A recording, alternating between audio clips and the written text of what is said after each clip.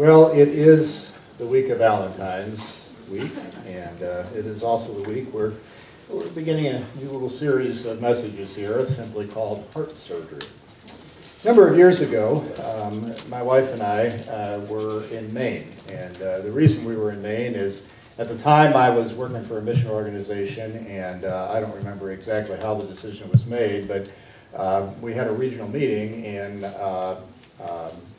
the town of Providence, Maine, which is about 3 hours north of Boston. Marvelous town, marvelous little city. And about an hour north of Providence is an even more marvelous little place called Bar Harbor, Maine. Some of you have ever been to Bar Harbor?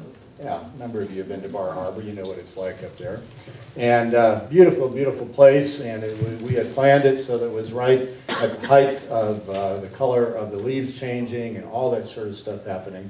And what had happened was we had this meeting and decided that since we were so close to Bar Harbor that we would bring our spouses along and add a day or two on to spend in Bar Harbor, just enjoying the scenery. And so we arrived in Bar Harbor one afternoon, and as the afternoon wore on, I began to not feel so well. And I began to have pains in places where you don't normally want to have them. And I thought perhaps it was just something I'd eaten, or maybe a strained muscle or something like that. And so I didn't think too much about it. And we were getting dressed to go to dinner. Now you have to understand, we were in a very, very romantic place. We were in Bar Harbor, looking out over the water. Our room had a fireplace in it. I mean, this is just not the usual situation that we can afford. But in this case, we had kind of gone a little extra. So we're in this beautiful room in this beautiful setting. We're getting ready to go to dinner with our friends, and begin to realize that whatever pain this is not only not going away, it's getting worse, and it is becoming more frequent. So finally, against everything within me that said I didn't want to do this, I said to Barb, I said, I think I've got a problem.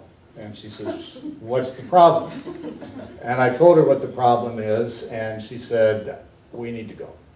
So a few minutes later, I'm in the emergency room of the Bar Harbor Hospital, which, despite the fact that it's a small town, has all the necessary equipment.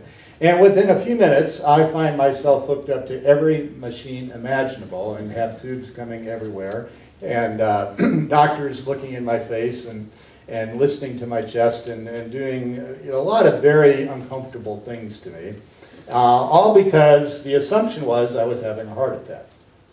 And after a while, they determined I was not having a heart attack.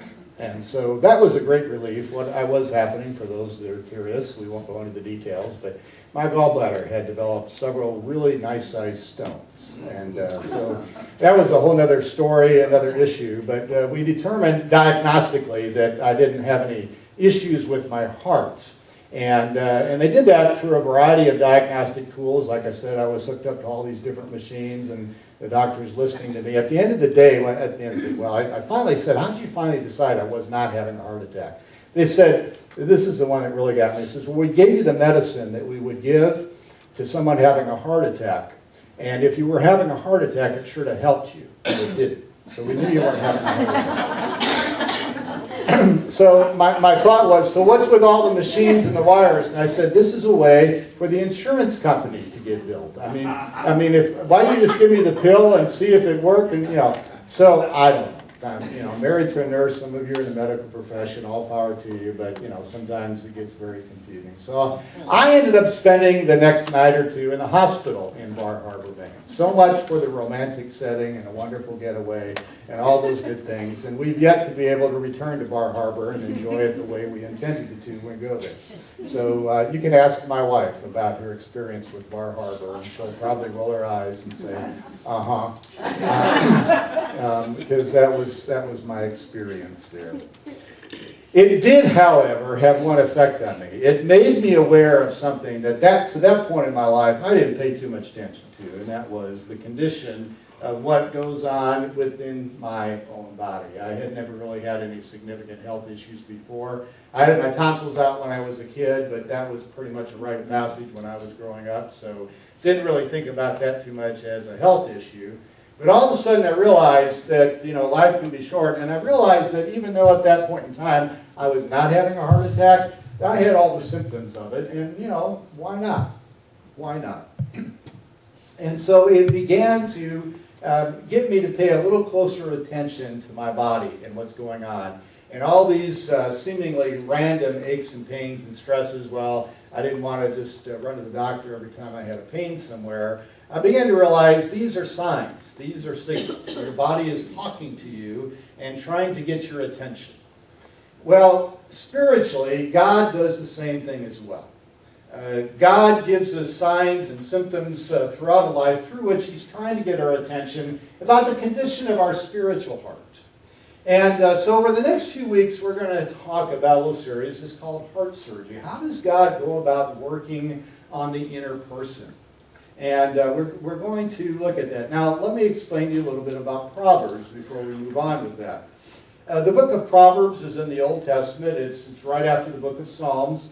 And it's part of what theologians like to call the wisdom literature of the Bible. Proverbs is a series of wise sayings. It's a series of wise sayings, many of which were written down by King David and his son Solomon, a number of which were written by others. There are some people from a human perspective.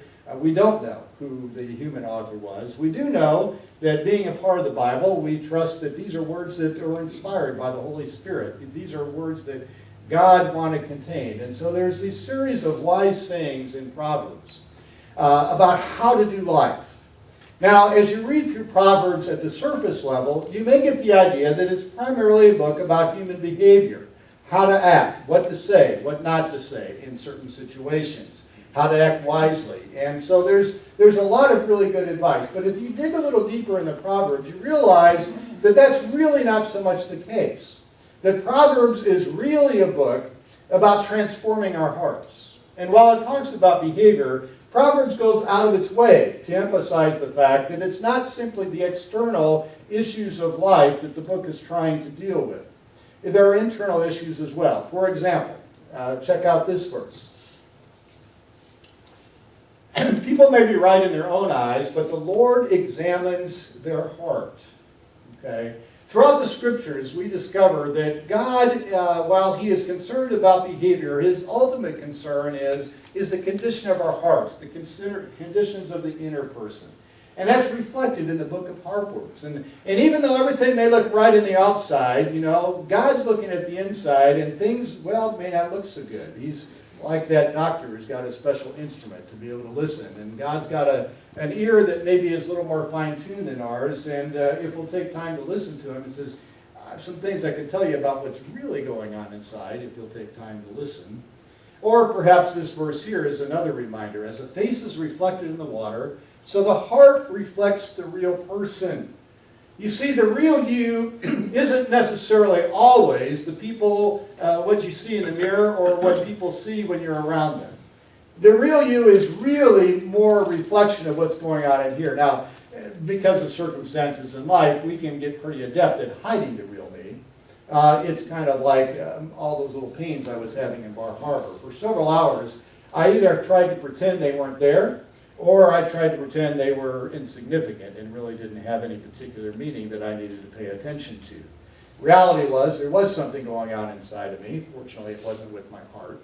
But they were signs that said that reflected what was really going on. What's really going on in us has a lot more to do with what's going on inside. And so that leads us to this little series where primarily we're going to look at what Proverbs have to say about the condition and how to take care of our hearts.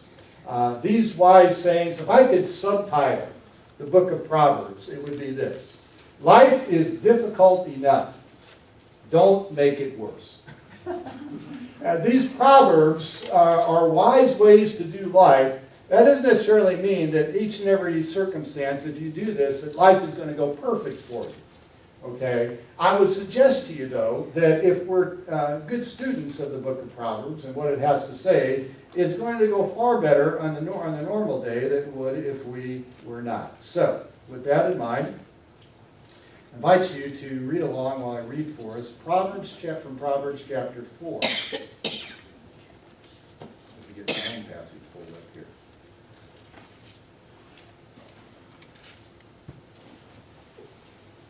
My child, pay attention to what I say. Listen carefully to my words. Don't lose sight of them. Let them penetrate deep into your heart. For they will bring life to those who find them and healing to their whole body. Guard your heart above all else, for it determines the course of your life. Now that's a pretty strong statement. Guard your heart above everything else, for it will determine the course of your life. I wish somebody had told me these words when I was younger. I don't know that it would have any impact, or I would have listened to them, but at least it would have been a start. Because so goes our heart tends to be the case of how goes it with life in general. The heart is at the core of our processes of making decisions and the core of our processes of the choices that we make in life. And the Bible says in this verse, guard it carefully, because it will largely determine how life goes with you. How do we guard our hearts? What does it mean to guard our hearts? Why should we do it? Well, like I said, we tend to focus so often on the outside. God focuses on the inside. Because what's on the inside, as it works its way out, will largely determine how we behave on the outside, and whether the outside is consistent with the inside as well. How do we go about guarding our heart? Well, there's not a lot of difference in principle between guarding a physical heart and guarding our spiritual heart as well. In the case of a physical heart, there are really basically only two keys to guarding a heart, to maintaining a good heart. One is conditioning, and the other is monitoring. Okay, conditioning and monitoring. So let's talk about each of those for just a few moments when it comes to spiritual.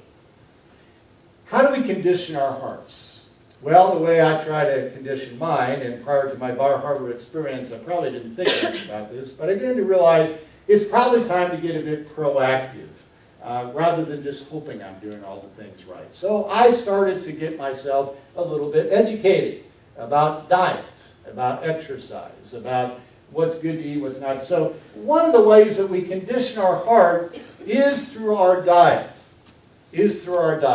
And we all learned that there are certain things that we put into our bodies that really aren't good for the condition of our heart. They tend to cause problems. There are other things that we can put into our bodies. Well, they're probably somewhat neutral. You know, the heart goes, it's okay. Doesn't hurt me, doesn't help me, but it's neutral. And there are other things that we can pump in there that are actually good for the heart, that actually strengthen it and strengthen our cardiovascular system. And so diet is one of the things that contributes to having a strong heart. And part of the diet, at least, that's reflected in this verse that we have just read, leading up to the statement to guard your heart, is the wise words of God. The wise words of God. And it says, don't lose sight of them. It says, let them penetrate deep into your heart. You see, the wisdom of the Scriptures is not something to simply give a cursory glance to and move on. And the wisdom of the Scripture is something to meditate upon, to think upon, to relate to. There are certain passages like this where it's good to stop and ponder it. And so these words are part of the diet that keeps us having a good condition in our spiritual heart. It's not limited to that, however. Back in the 1700s, a man by the name of John Wesley. Some of you have heard of John Wesley. He is credited with being the founder of the Methodist Church, and theologically at least, many streams or many branches of churches came from John Wesley. John Wesley loved to talk about these things called the means of grace. What did he mean by means of grace? Well, John Wesley recognized the fact that in the church, in the process of doing Christianity, we are told that there are certain practices which are good for us to do. For example, one we just mentioned, read the Scriptures, reflect upon the Scriptures, think about how the Scripture relates to my life and person. Consider at least that maybe the Scriptures on occasion might know more than I do about how doing life, and that maybe whatever opinion I've had might need to change in light of what the Scriptures have to say.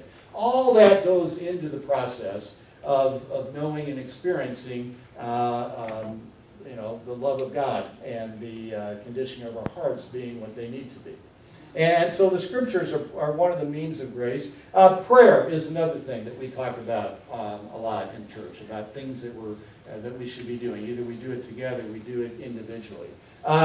Attendance at regular worship, what we're doing right now, is one of the list of things that we offer to people. Receiving the elements of Holy Communion, which we do here roughly once a month here at church. These are all things that Wesley referred to as means of grace. Now, what did he mean by that? Well, it's very important to understand. Wesley understood very, very clearly that all that we have received from God is an act of mercy and grace. It's not something that we can earn. It's not something that we can deserve. But that grace has a tangible effect on how we do life. And these practices, if we understand what we're doing and why they're doing them, can have an awesome effect on transforming us from the inside out. These wonderful means of grace are part of the diet that God has given us to build our spiritual heart. Now, the thing about diets is this. Like many of you, as I looked in the mirror at the end of the year, I realized that there are a few more pounds looking back at me than I preferred to have. Okay, and I can cover them up pretty well, but I realized they were there. And so I decided, okay, back in the gym, a little more attention to diet and things like that. Now here's the thing. If one day I splurge and eat that cookie, probably not going to be an earth-shattering destruction of my diet plan. Oh, if occasionally I splurge, which my wife and I were fortunate enough, we went out, we were babysitting for grandkids on Valentine's Day this year so that our kids can go enjoy Valentine's Day. So I says, okay, we're going to go a week early. And the nice thing about going out on Valentine's Day a week early is that no one else thinks it's Valentine's Day. So the restaurants are very, very open. And so we had a wonderful dinner. And, we splurged a bit. I had some things in there that were just enjoyable. Hopefully not detrimental, but at least on the neutral side. Probably not going to, so my point is this, folks. If you miss worship one Sunday, does that mean that your spiritual heart suddenly goes into, some sort of defibrillation? No. These are not rules. These are means of grace. So we recognize the fact that this is not trying to have a punch list of things to do, that if I do this automatically. But over a course of time, if I keep eating that cookie and many more cookies, it's going to start showing up in my physical health. If I start alleviating myself of certain things in my spiritual diet on a regular basis, that's going to happen too. And so when we talk about these means of grace, it's not because that we're keeping score on you or that you want you to keep score on yourselves. It's simply saying there is a diet that God has given us to hopefully help maintain a healthy heart. And we could call them a number of things in our tradition. This is what we call them. We call them these means of grace that allow us to feed the proper material and experience God in such a way that it helps maintain that healthy heart. The other thing, of course, is exercise is really good. So I mentioned I'm back in the gym and actually got back to the gym. If you were with us last week and saw the pictures that my wife and I shared from our visit to our sister church in Cuba, I don't know how you related to all that. When I looked at that, I went, oh my goodness, there's a lot of this. So I was back in the gym right after I got back to Cuba, because it was very graphic to me that I'd let things slide a bit. So back in the gym doing conditioning, and the primary thing that I go to the gym to do is what we call cardiovascular. Okay, I need to exercise the heart. The heart needs stimulation. If we're just sitting around like couch potatoes, sooner or later all that gunk kind of gets stuck in the heart because it never gets cranked up and really works hard enough to get rid of it. It never burns off that extra energy. And some Christians are a little like this. is that, yeah, our diet's pretty good in terms of what we're putting in, but there's no real output to exercise it, and so the heart still doesn't really grow and become healthy to where it's meant to. You see, as a Christian, not only are these means of grace available for us to receive, there are examples of opportunities to exercise in serving others as well. And this too Wesley called a means of grace. He saw very, very clearly that acts of mercy, of extending ourselves on behind another, of exercising our spiritual muscle was key to our own spiritual health, as it was important to assisting someone else with theirs. And so these two fundamental ingredients of conditioning through serving and extending ourselves on behalf of the other, of receiving and putting the diet in by these basic means of grace, are two ways in which we guard our hearts. We maintain this healthy heart. The other thing that I mentioned is true of the physical heart, and it's just as true of the spiritual heart, is monitoring it. Monitoring it. Up on the screen you can see our funny little stethoscope's got the heart in there and the little EKG sign. That little EKG sign reminds us that there are instruments and people who know how to read what those instruments say that tell us what's the condition of our heart. And if we will pay attention to what those signs are, generally speaking, we'll be healthier. Some of you know part of the story, but a few years ago, actually quite a few now, right after we moved to Florida, actually, and it was long past, well, I was trying to think. This was, it was probably close to the Bar Harbor experience, but anyway, moved to Florida, and as I mentioned, I was working for a mission organization, and it just wasn't going well. At that point in my life, I had certain instruments to try to monitor the condition of my life. But basically, my instruments were these. Am I working hard enough? And not only am I working hard enough, but, you know, am I praying and doing all this sort of stuff? I did not have on my instrumentation list, I didn't have an assessment there to really talk about how I was doing emotionally. How I was doing emotionally. And I do really have an understanding of the fact that I can be doing all the right things. I can be doing all the right things by way of conditioning. I can do all the right things by diet. I can do all the right things by exercise. There can still be something wrong that you're only going to find out if you take time to listen. Now, at this point in my life, there was a lot of things going on, and I hit one of those places that we used to call hitting a wall or midlife crisis or whatever. I don't know what the comparable term is today. But basically, my life came to a screeching stop because there was something going on inside of me that I did not understand and not fully appreciate. And it had everything to do with my emotional heart. It had to do with the fact that I was doing all the right things, but for mostly the wrong reasons. You see, no one ever told me that, well, I've been told, but I hadn't really understood the fact that I didn't need to do ministry to impress God. I didn't even need to do ministry simply because other people needed my ministry. Okay?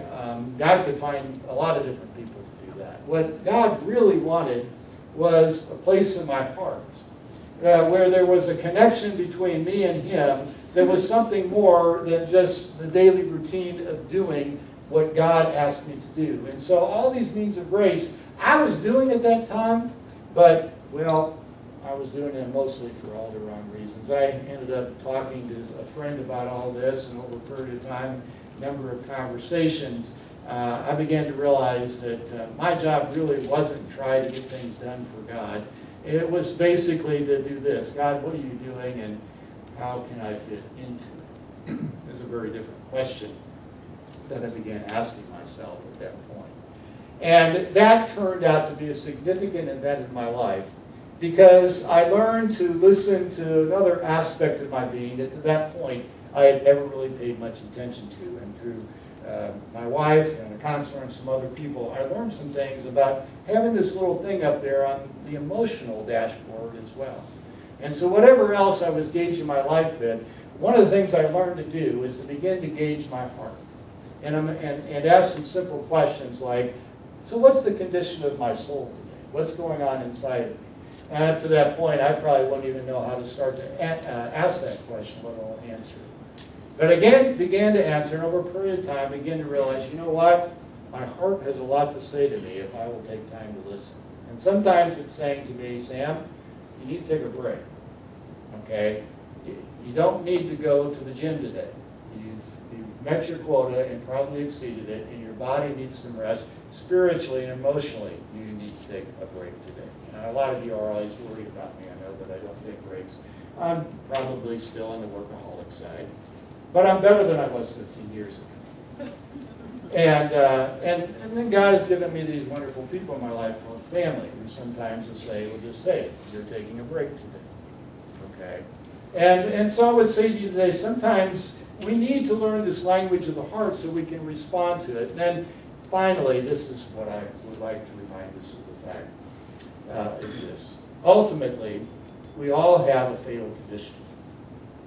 You see, sometimes diet, exercise, monitoring, all the good things we do can't overcome the fact that for some people at least, there's a little genetic defect in the heart that just defies all forms of monitoring and treatment. Now, generally speaking, even if you have one of these little defects, doing all the other things right still helps, but it doesn't cure it. What we don't sometimes realize on the spiritual side, however, we have exactly the same thing. We all have a condition. You see, a lot of times we talk about sin being something that we do or don't do. It's what we see on the outside. Reality is God defines sin as a condition of our heart. It's the propensity each and every one of us has to say, I have a better idea than God does on how to do life. And because God is gracious and merciful, he gives us a choice of whether or not we're going to act upon that assumption or not. And that's wherein we get all the, quote, acts of sin. But it's the propensity within us. And each and every one of us, according to the Bible, has it. Each and every one of us has this. And this is fundamentally what we need to think of when we talk about heart surgery, when we talk about the next week, is that apart from this relationship with Jesus Christ, where his words penetrate and bring healing to our soul, as the Bible talks about, we're never going to find ultimate healing spiritually. You see, even though our physical heart someday is going to stop beating, spiritually, that doesn't have to happen. Spiritually, our spiritual heart beats forever because of the gift of Christ, because of what Christ has done for us. And so when we talk about the condition of our heart, the first place to go back to is Jesus Christ and that relationship. And I'll tell people, I says, yeah, practice the means of grace, do all, these are all important things, but the first order of business is to say, what is my relationship with Christ? Is it he the one that I trust to actually bring eternal healing to my life? Is Jesus Christ the focus and center of what's in the middle of my heart? And I will tell you that if that is the case, then probably your heart's in as good a shape as it can be.